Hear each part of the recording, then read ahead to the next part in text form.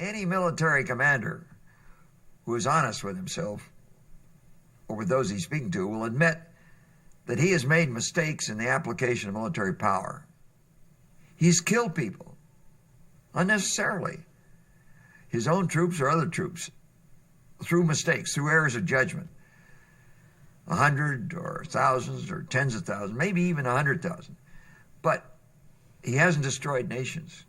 And the conventional wisdom is don't make the same mistake twice. Learn from your mistakes. And we all do. Maybe we make the same mistake 3 times, but hopefully not 4 or 5. There'll be no learning period with nuclear weapons. You make one mistake, you're going to destroy nations.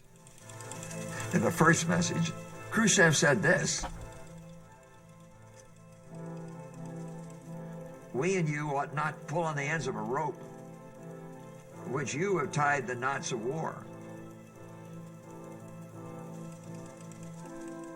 Because the more the two of us pull, the tighter the knot will be tied. And then it will be necessary to cut that knot.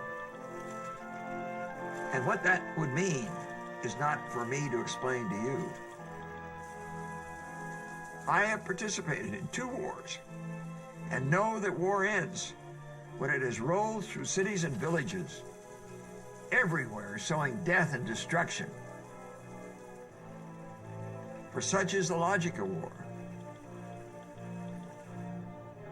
If people do not display wisdom, they will clash like blind moles, and then mutual annihilation will commence. I want to say, and this is very important, at the end, we lucked out. It was luck that prevented nuclear war. We came that close to nuclear war at the end. Rational individuals. Kennedy was rational. Khrushchev was rational. Castro was rational. Rational individuals came that close to total destruction of their societies. And that danger exists today. The major lesson of the Cuban Missile Crisis is this: the indefinite combination of human fallibility and nuclear weapons will destroy nations.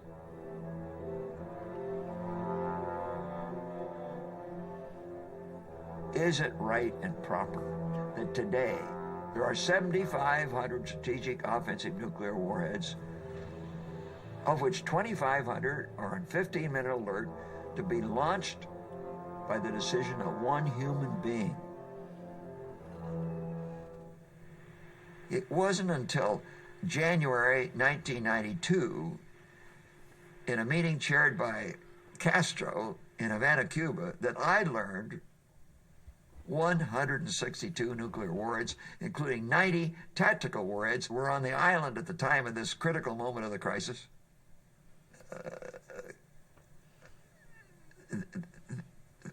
I couldn't believe what I was hearing. And Castro got very angry with me because I said, Mr. President, let's stop this meeting. This is totally new to me. I'm not sure I got the translation right. Mr. President, I have 3 questions to you. Number 1, did you know the nuclear warheads were there? Number 2, if you did, would you have recommended to Khrushchev, in the face of a U.S. attack, that he use them? Number 3, if he had used them, what would have happened to Cuba? He said, number 1, I knew they were there. Number 2, I would not have recommended to Khrushchev. I did recommend to Khrushchev that they be used. Number 3, what would have happened to Cuba? It would have been totally destroyed.